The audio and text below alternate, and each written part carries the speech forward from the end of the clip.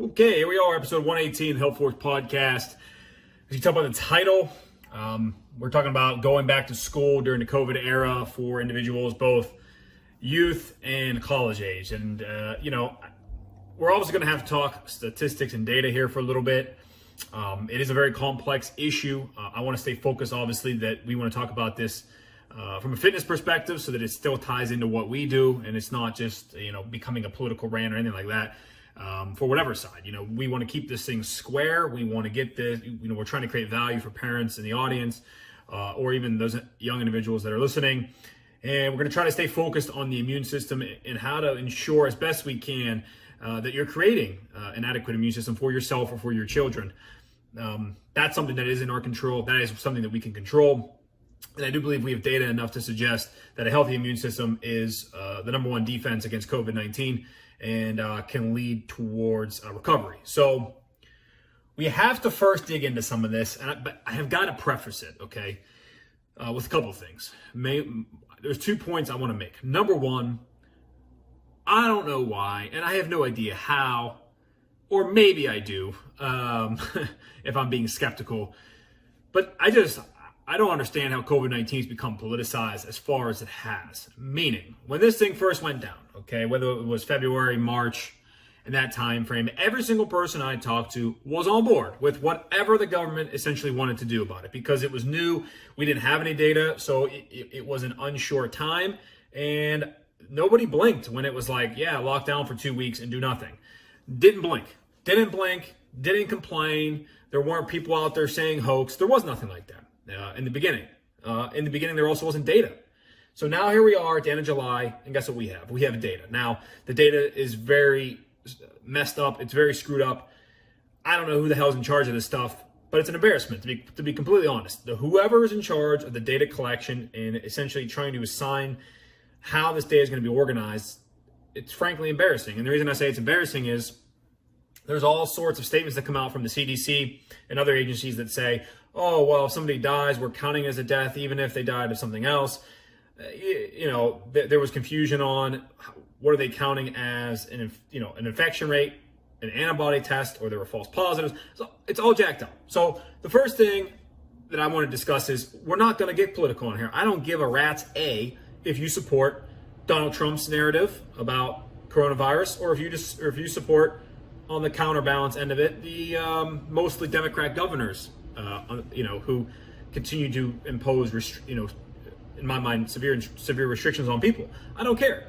It doesn't matter to me because we're staying focused on immune system and what we can do because children are having the option to go back to school and to intermingle. So we can't make this political. Okay, so let's remove all the politics, all the politicians from it. We've got the data. I have it right here. We're going to go through it in a very nonpartisan way, and we're going to have to make some conclusions. We're going to have to make some decisions based off of that. And my hope is that anybody that's listening is going to agree with it because I'm going to try to be as straightforward as I can about it. And we're just going to discuss raw data. There's no CNN, there's no Fox News, there's no other entity coming in here and spinning commentary other than myself. And what I'm putting forth here is I'm not going to make commentary from a political standpoint. The only commentary I'm going to put on the data that we're going to go over today is in relation to the children, to the immune system, and what that really means realistically. That's it, okay? So, yeah, this really shouldn't be a political issue, and unfortunately has. The second part that I want to make sure I am clear on, and I did convey this earlier, is the data is pretty screwed up. Comes down to how they were testing, what they were counting as a positive test, what they're counting as a hospitalization, what they were counting as a death. I mean, like I said earlier, there's agencies on record that are saying, and there's people from these agencies, especially at the different state departments, that say we are counting a death with COVID in the same category as death by COVID. Meaning, if somebody went to the hospital and had the virus, COVID-19, they tested positive for it, and were suffering from those symptoms associated with it, mainly around the lungs, the breathing, and were to pass away from that, okay, as the main cause, and then somebody else who perhaps had a different health ailment at the time, whether that was cancer, or even, I even saw one person suggest, it's a non-related accident, like a car, like a vehicle accident, and die then, and if they had COVID-19, it gets counted as a COVID-19 death. So that is, I don't know, again, like I said, I don't know who's in charge of that. So that screws things up. Then you've got people from the hospitals coming out and say, well, our ICUs aren't as bad as what everybody else is saying. And so it is very difficult to talk about this data. Luckily, we're talking about a very small segment of the population, pretty much people under the age, what do I want to go with? Under the age of 25 is kind of where we will start, but we'll get up to age 29. So pretty much under the age of 30 is what we're going to pretty much talk about today. I briefly want to start by talking about state-by-state approach to schooling, because now we're transitioning here to, here we come. It's the end of July, August right around the corner. What are states doing? So the federal government did not come out with a mandated plan that each of the 50 states would have to follow. The CDC did release some guidelines about returning to school, some recommendations, but ultimately the federal government is allowing the states to decide for themselves. Now, that's met with criticism. People are saying that the administration isn't doing enough. They're not giving us enough direction. And that's something that I do disagree with. I think if you wanted the federal government, aka essentially the office of the president, to come out and direct the CDC to come out with guidelines for everybody, you're essentially creating one plan for the entire population of the United States. And that, to me, is not only unfair, but it's very inefficient. It wouldn't even be effective because every state has a different COVID problem. Some areas affected more than others. So I generally do like the idea of deferring leadership to the states. Now, if you're in a state that has terrible leadership, then obviously you're going to suffer from federalism. You're going to suffer from the federal government saying, no, each state can make up their own minds on their guidelines and recommendations because we think it's best to do that. We don't want to make just one centralized plan. We'll defer. And obviously, if you live in a state with great leadership, you're going to be in a better spot than a state that has poor leadership. Furthermore, on top of that, I've taken note that some states have deferred further down to the local school districts, meaning each school district makes their own set of guidelines and rules. They may have some things from the state and federal government that they have to keep in place, but overall, it's up to the school districts and the local governments to create the rules. So again, same thing there. If you've got poor local leadership, you're going to have a poor safety plan. If you've got great local leadership, you should have a great plan. So again, you have a bunch of haves and have-nots, but at the end of the day, I do think that's superior than making either one plan dictated from the federal government or just 50 plans from the state governments to all the school districts within those states. I think the more you can boil it down and let people really make plans based off their immediate geography, I think the better. So every state's got something different. So you have to check in with your local leadership about what's being offered, but essentially you have a combination or some version of the following. Going back to school full-time, regular as usual. You have some schools that are doing all virtual. You have some schools that are allowing choice, whether you want to send your kids in person full-time or do virtual full-time. You have some schools that are offering a combination or mix, where some days are in school, some days are virtual. So again, every single school district is different, but that's essentially kind of what you're ending up with, is some version thereof. All right. Now, we're going to skip here into some of the data on health stats for those under the age. Again, like I said, mostly 25 or under 29. I'll be sure to clarify that as we get going here. But this stuff's super important. It's freely accessible online. I do have questions about the accuracy of some of this stuff and the precision about how they're doing it. I think we're going to find out so much more about this stuff like 3 to 5 years after the fact, when somebody can actually get through all this data.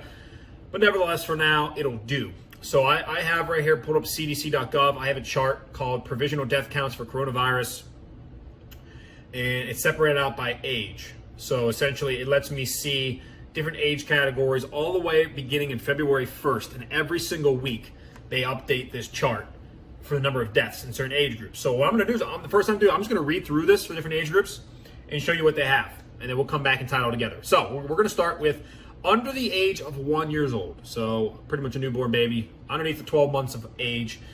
Every number I'm going to read you is just a week. So the first number you're going to hear would be February 1st of 2020. The next number is from February 8th, then February 15th, and on and on and on, all the way until July 18th, which is the latest they have. Does that make sense? Okay. Death, COVID-19 death, not with COVID. Again, that's the hairy part about dying with it, dying of it. But this is what they have on the website, COVID-19 deaths under the age of 1 per week. Here we go. 0, 0, 0, 0, 0, 0, 0, 0, 1, 1, 1, 0, 2, 0, 2, 1, 0, 0, 1, 0, 0, 1, 1, 0, 0. Total number of deaths, same formatting, ages 1 to 4. 0, 0, 0. 0, 0, 0, 0, 1, 0, 0, 1, 0, 0, 0, 1, 1, 0, 1, 1, 0, 1, 2, 0, 0, 0. Ages 5 to 14. So that's a bigger age range. They're almost 10 years now, whereas the other ones they're relatively small. 0, 0, 0, 0, 0, 0, 0, 0, 1, 0, 2, 0, 1, 3, 3, 3, 0, 0, 0, 1, 0, 0, 2, 0, 0. And yeah, just in case you're wondering, these are national statistics for the United States in these age groups. The last age group we're going to look at is age 15 to 24. Again, a 10-year range. 0, 0, 0, 0, 0, 0, 0, 1, 5, 14, 23, 17, 23, 12, 16, 11, 5, 11, 6, 6, 8, 10, 14, 8, 0. Now, no additional information is given about these individuals. No idea about their additional health considerations, constraints, things that they've had that would maybe make them more vulnerable or less vulnerable. There's just no additional information besides the age. But if you take all of those and add up what I just said, so if we were to try to add up from 0 years of age to 24, we added those 4 groups together. I did the math, and roughly it's about 220 deaths nationwide since February 1st from COVID-19 till now. 200 deaths about under the age of 24. Now, that's an extremely small number to think about how many individuals live in the United States, okay, and that only 200 have died at that age. Now, you have some that would criticize that statistic and say, oh, but isn't one enough, or like, isn't any bad? Oh, what about the families of the 200 kids? And like, that's an obvious, like, yes, of course, that's not good. You want it to be 0. But the difficult part of this is I don't think there's room for that sort of emotional manipulation, which is what I would call that, by trying to appeal that, oh, well, if some die, isn't it bad still for everybody? And, the answer to me is obviously no. There's a lot of children that live in the United States, and under the age of 24, that includes college kids now. So you're talking about all the colleges, all the college-age kids, all the high school kids, all middle school, all the way down until they're a newborn baby at home. You had about 220 deaths since February. And again, there's no additional details on those. Those children may have had severe health issues to begin with, and then this only complicated things and ultimately it led to their death. I don't know. But that's what we have. That's what we have. Now, we're going to do something a little different here. I also have cases by age group. Okay, cases by age group. And this is why this is important. So, bear with me here. I took, essentially, this is from cdc.gov as well. And essentially, it has a chart. It talks about the total number of cases, and it breaks down by age. So, we have currently, as up to date as this chart is 3,093,684 cases in the United States. Okay, of all, total. Over 3 million cases. So now it talks about, per the age group, who makes up those cases. And so the ones we just talked about, ages 0 to 4 make up 1.6% of the cases. Ages 5 to 17, 5.5%. And then ages 18 to 29, 21.1%. So, did a little bit of math. Did a little bit of mathy poo.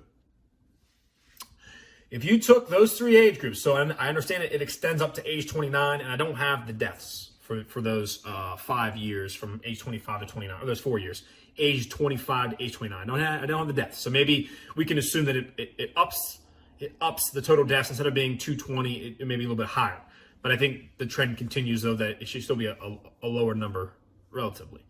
So out of those total cases, pretty much age 0 to 29, that makes up 28.2% of all cases. So that's almost, we're getting up to 0.3 or 30%, right, of total cases. So what that means is, if we try to convert that into a pure number based off of the number 3,093,684, 28.2% of those cases gets us 872,000 and roughly 418. So that's 872,418 cases for people below the age of 30. And so if we take that number and we talked about earlier where we said, oh, it's about 220 people. And even if you were to add more deaths in there to account for the 5 age group that we didn't have earlier, I mean, even if you doubled it, let's say 200 people died from ages 25 to 29. So now you're at 450 cases or so. 450 deaths out of 872,000 cases. Do some quick math. We'll do 450 divided by 872,000. Keep the math simple. Times it by 100. 0.05%. 0.05. So again, we're going to be talking roughly, again, under the age of 25, under the age of 29, roughly, we're talking about a death rate for those that are infected of 0.05% based off CDC data. 0.05. And that's only if you get infected. Then you're talking about people that aren't, obviously aren't infected, they're not dying. So your overall risk of being an individual that age of death is extremely low. So that should be non-political. Whatever I just read to you should be non-political. That's the data. Okay, young people are not dying at a high percentage. The median age of death of COVID-19 was extremely high, like in the 80s. Mostly people that were, immune compromised to begin with. And so the risk of a child going to school or going out in the world doing anything, becoming COVID-19 positive and dying is an extremely small percentage, 0.05%, as an estimate number, 0.05% chance of death after they're infected, which is obviously extremely small. It's half of a 0.1%. Okay? So now some people say, okay, we yield that. And you should. You should yield. That's data off the government website, public information. That's not, not really up for debate. Okay? But what's interesting to me is people say, okay, but what if those children become infected and they spread it to other people who could die? Okay. And I think that that's actually a fair question. Okay? Because that would be my number one thing. If I was living at home and I had children and I'm looking at this data and I'm saying, well, odds are they're going to be good to go back to school. They're going to be good in terms of their survival rate or their recovery rate. That doesn't concern me as much.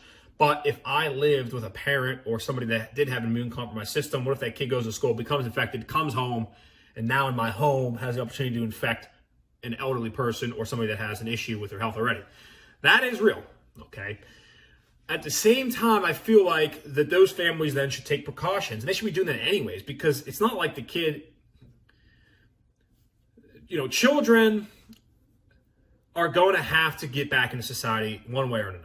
And what I mean by that is, especially when you're talking about kids in their 20s, okay? If you think they're just going to sit on their ass at home in quarantine for forever or for a year, you should out of your mind. I was at that age, partying, doing my thing, hanging out. That's what we'd be doing. There's no way in hell I would sit here and be like, well, I'm just going to self-quarantine. High school kids, same thing. They're mischievous at that age. They're going to get into trouble. They're going to test boundaries. They're just not going to stay in a bubble. So, we need to get away from that part, thinking that if we just self-quarantine everybody, we'll be good.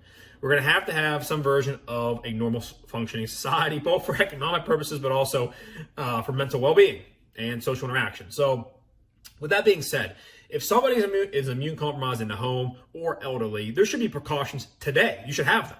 If you have a grandma or grandpa living with you, there should definitely be some version of distancing in that house. And maybe the elderly person quarantines himself within the home even for the most part so that they avoid exposure, because people are going out grocery shopping, you're going to Home Depot, you're going to Target, you're going to Walmart, you're going out. So you have the opportunity to become infected anywhere. And then tracking it back home, I think that should be a concern all the time. So for me, the school issue, while yes, I guess technically becomes an increased opportunity for exposure for the kid to bring home, that opportunity still exists regardless of the school. It just might be a lower percentage, okay? And if that's your deal, if you're like, well, I want it to be lower no matter what, and you're not interested in other statistics that we might talk about today about mental well-being and health and social interaction for the kid, that's fine. That's your family decision. But I don't think that fear gets imposed on every single other person, okay? Which is why I do like the plans that so far seem to be happening, which is a lot of choice. You let the families make the choice. And that's what I'm saying is you have the power. Take reign and responsibility for yourself and your own family. You want to impose restrictions and do things inside your home to protect everybody, then do it. Okay, but don't tell everybody else, oh, this is so scary. You know, we don't want your kids. Oh, blah, blah. Just control what you can control, which is yourself. So that's what we have on the data for the kids. Okay, very low chance of death from COVID-19 as we currently understand it and have it. I'm not going to speak about long-term effects. That's another interesting point that I'm seeing more and more now. Oh, long-term, we don't know long-term effects. We never do until it plays out. So that's another thing where it's like, it's good that we have concerns and we have questions about it. Realistically can't answer those questions. So I don't want to spend time doing that. What I'd like to do instead is now talk about, okay, your kids going back to school or into the world in general. They're not going to just stay at home 24/7. So anytime they leave that house, there's an opportunity for them to become infected. And if that's what you're worried about, I've got some tips, okay? We're going to talk about generally the immune system for the kid.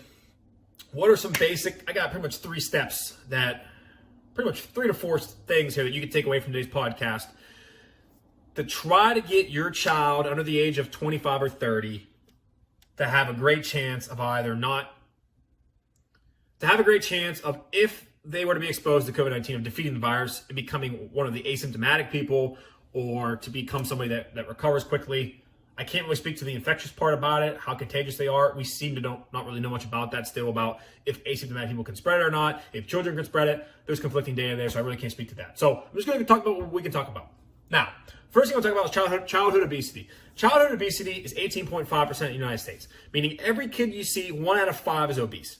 Absolutely, what a horrible statistic. I'm assuming for the purposes of the website that I was looking, which would be the, oh gosh dang, I think it's the CDC again, wasn't it? Childhood obesity rate. Yeah, CDC. 18.5%. I'm assuming they mean under age of 18 by saying children. So that's almost 20%, which the adult rate's 42.4%. So first things first, we know obesity. I did a podcast a tiny bit ago about COVID-19 and obesity, having that correlation of if you're obese, you have a harder time defeating the illness and the virus. The same goes for any person that's obese. So even if you take a kid, okay, and children technically have and traditionally have a little bit of a stronger immune system, as long as they don't have like a severe health consideration. So am I really worried about the everyday, individual who may be overweight or obese going out and dying from an illness? No. I mean, most children have good immune systems. But that being said, what kind of example are you setting in the home? If you're an adult and your child is obese or overweight, how much of that is a product of the environment that child finds himself or herself in? The reason being is that child is unable to take responsibility at their age for their fitness level. It is my belief that fitness is a direct data point based off of the parents' leadership and environment in which they're creating in the home. Okay, I would surmise a large percentage of that 18.5% childhood obesity that they have obese parents. That would be my guess. The reason for that, again, if you have an adult who doesn't care about their fitness and is eating horrible food choices, not exercising, the idea that a kid's going to be raised in that environment and not have, and somehow have an appreciation for fitness is going to be extremely low. Most people are going to be products of their environment. And so, to no fault of the kid, you're going to have a kid that's going to be unhealthy. Now, I'm not going to be one of these people that are going to point fingers at every little kid who's a little chubby. I think that's not helpful or necessary, but again, there's a difference between being a little bit chubby and being a child, and then being classified as childhood obesity. It's a big difference. So start setting an example. I mean, for you have to encourage that physical activity. So whether that's outside playing, whether that's actual exercise like working out, going for runs, playing sports, you have to almost want to encourage that. Again, if fitness is important, health and the immune system is important. I think the food choices is something that's going to be difficult, especially if you've gone, 10, 12, 15 years of eating the standard American diet, or one that's high on fast food and high fat and high carb foods. And then now you're going to try to introduce vegetables. There's definitely going to be challenges, okay? Definitely going to be challenges with it, but again, it's overall a net positive play. Trying to introduce healthy food choices, into your family and life is a good bet. So that's kind of where I start this whole conversation is, what do you do for your child's fitness?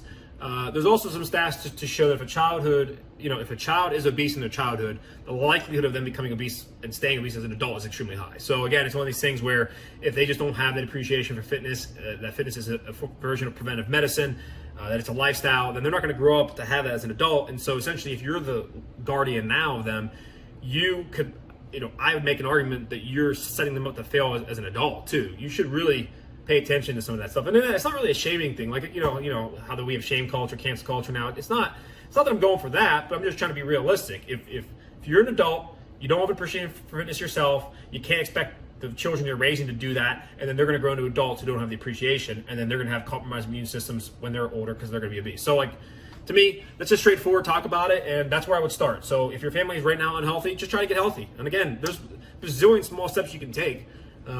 Just increase physical activity and try to have better food choices in the household. The weight will take care of itself. That I'm confident of. Let's move on to vitamin D deficiency. So we hear a lot of hype about vitamin D. I'm going to read off mayoclinic.org, talk about vitamin D deficiency. This is an answer from Catherine Zaratsky. She was asked, what's the risks of vitamin D deficiency? So she says, vitamin D deficiency is when the level of vitamin D in your body is too low, can cause bones to become thin, brittle, or misshapen. Vitamin D also plays a role in insulin production and immune function and how this relates to chronic disease prevention and cancer, but it's still being investigated. Although the amount of vitamin D adults get from their diets is often less than what's recommended, exposure to sunlight can make up the difference. For most adults, vitamin D deficiency is not a concern. However, some groups, particularly people who are obese or over the age of 65, may have lower levels of vitamin D in their diets. The RDA, recommended dietary allowance for adults, is 600 IU of vitamin D a day. That goes up to 800 IU a day for those older than age 70. To meet this level, choose foods that are rich in vitamin D. Don't overdo it. High levels of vitamin D have not been shown to provide greater benefit, blah, blah, blah, blah, blah. Vitamin D is a fat-soluble vitamin, meaning it does get stored in body fat. So whereas some other vitamins like B and C, if you take that in a high dose, you will actually excrete that out of your body. The excess, through your urine, you will essentially remove the excess. Well, vitamin D doesn't work exactly like that. It'll get stored in your body fat, and that is how you can actually, take too high of a dose and end up, with just too high levels of vitamin D in your body. I got to be honest though, most of the literature I read is the exact opposite. Most people are deficient and aren't getting enough. And it says here, well, eat a healthy diet and then be in the sun. And both of those two things people aren't doing, especially as adults. So then we can infer that most children aren't doing that. So you might want to consider vitamin D supplementation, okay? As an adult for sure. Children, I think it says on here, I think I have to pull it up later. Yeah, here it goes later. We're going to talk about it right now here. So this is also from Mayo Clinic. It's a little more of an overview on vitamin D. Talks about what it kind of does in the body. And it says here, many older adults don't get regular exposure to sunlight and have trouble absorbing vitamin D. So taking a multivitamin with vitamin D will most likely improve bone health. The recommended daily amount of vitamin D is 400 IU for children up to 12 months. Okay, 600 IU if you're between ages 1 and 70, and 800 IU for people over 70. Okay, so again, before all this stuff is something you're going to want to talk to your doctor about, just to kind of give it a go ahead. So I'm not really going to recommend any sort of dosage or anything like that. I'm just going to read off of some of this content, but it is something to take a look at. If somebody doesn't have adequate levels of vitamin D, there is some rule that vitamin D plays in the immune system. Might be worth taking a look at for supplementation for adults and potentially children if it's low. And again, I just read you off of Mayo Clinic what they have written. But again, talk to your doctor about it, see what the deal is, and if it's an option for you. Again, but at the very least, by having healthier foods and encouraging outside activity with the sun, that should increase, again, your ability to absorb vitamin D from the sun and the foods you eat. So that's a potential option for you. The other thing is zinc. Okay, zinc is a nutrient found throughout your body. It helps your immune system and metabolism function. It's also important for wound healing and your sense of taste and smell. So the reason that zinc gets brought up into this discussion about COVID is one of the symptoms of COVID is the loss of taste and the loss of smell. Now, I'm not smart enough to explain it. I've watched a couple MD doctors, real doctors, physicians, talk about zinc as a treatment protocol alongside some of the other drugs that have been talked about in the public. and why zinc's important. And essentially, it's got a role to play with how the virus mutates, takes over cells, and enters cells, things like that. And so again, having a proper level of zinc in your body helps your body kind of fend off the virus replication process in terms of it just really rapidly expanding your body. And then I do believe, again, if you're low on zinc or have a deficiency, it's just another opportunity for you to get better at something, right? And I'm going to read some more here just so you have an idea about this here. It says, your body can usually get enough zinc with a varied diet, sources of chicken, red meat, and breakfast cereals. But again, it's like, are people eating the right foods enough to do this? It says people use oral zinc to help treat colds. It can decrease the effectiveness of other drugs. The recommended daily amount of zinc is 8 milligrams for women, 11 milligrams for men, adult men. Again, on Mayo Clinic, they say it's generally safe to supplement with, definitely benefits you if you're low on zinc. You can take zinc after cold symptoms appear. It can shorten the length of a cold. And it's got like a nice little overall bio of kind of what it can do on Mayo Clinic. So again, does that mean that you're going to supplement zinc to your children? Probably not. It's something, again, worth discussing with your doctor about to see the benefits that they think versus the risks and the rewards. Certainly start the conversation about multivitamin for kids. I mean, I know it's a big joke, but when we were growing up as kids, you had the Flintstone vitamin as a multivitamin. And, it's probably better than not taking one.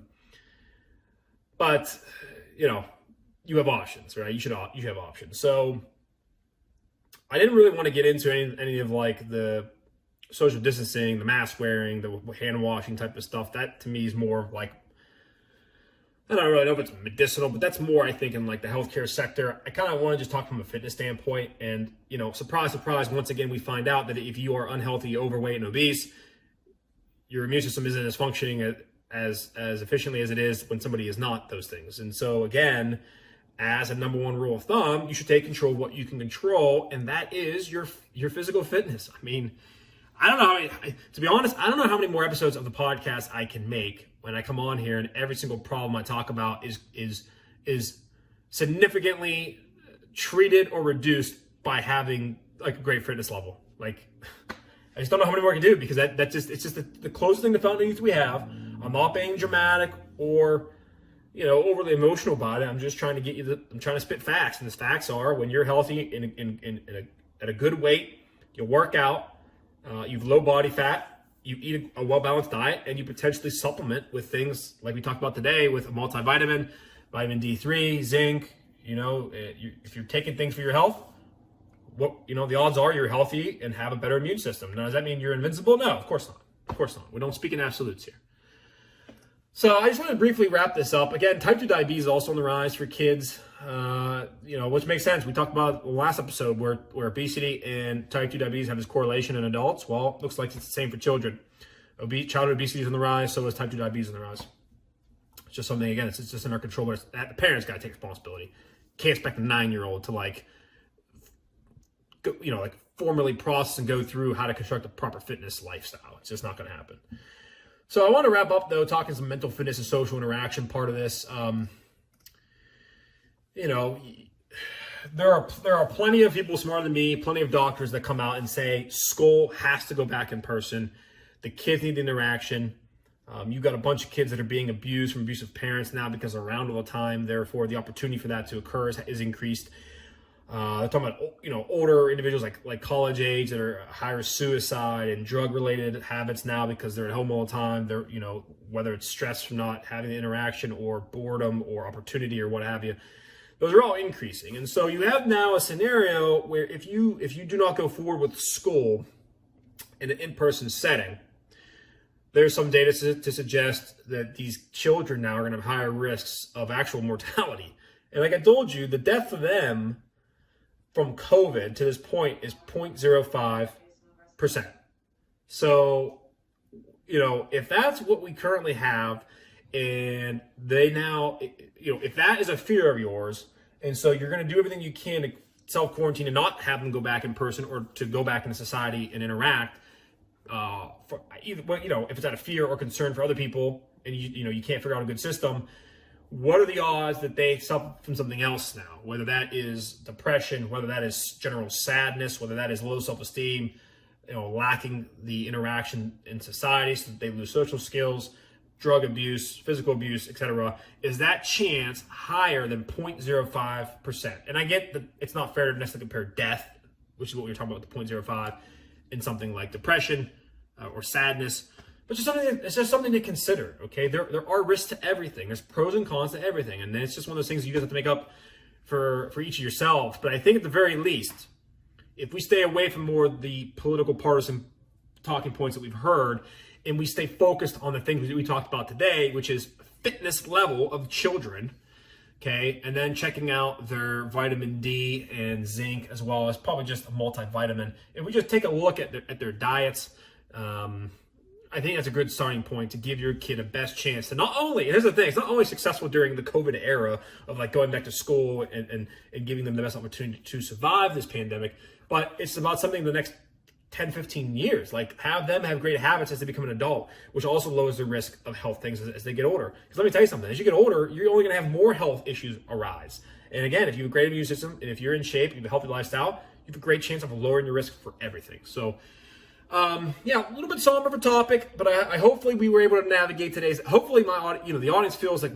I was able to navigate this thing as best as I could without really turning anybody off. Because people get these buzzwords now, like, I'll just give you one: hydroxychloroquine. You say that word anywhere, people have a knee-jerk reaction. They don't know what the hell we're talking about. They just, oh, that's good, or oh my God, that's terrible. That's what so-and-so said. Like, I think I did a good job of trying to stay away from buzzwords that were really going to tick people off instantly.